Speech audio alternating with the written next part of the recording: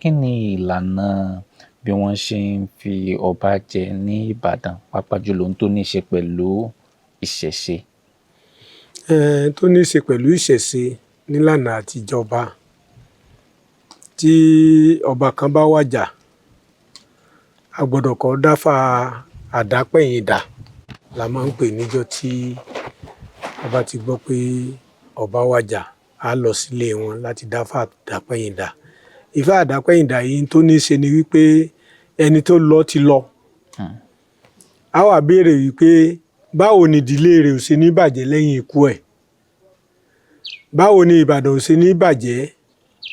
Ọ̀nà wo ni ògo míì ó tó fi lè yọ nínú ìdílé lọ́la?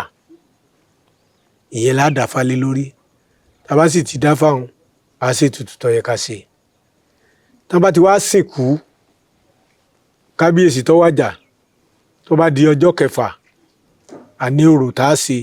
Tó bá di ọjọ́ keje, á wá bọ́ sí gbangba láti ṣe ìje ọba. Ìje ọba.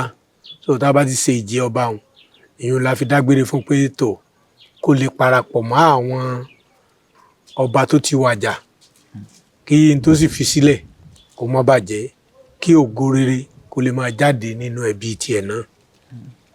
Nípa ti ọba tuntun tí ó wá jẹ, lẹ́yìn 40 ọjọ́ tí ọba ti wàjà, la tó ṣẹ̀ṣẹ̀ bẹ̀rẹ̀ ètò fún ọba tuntun. Nínú ètò tá a ṣe fún ọba tuntun, ó ní àsìkò tí yóò wà ní ọ̀dọ̀ Araba Ìbàdàn fún ọjọ́ 3.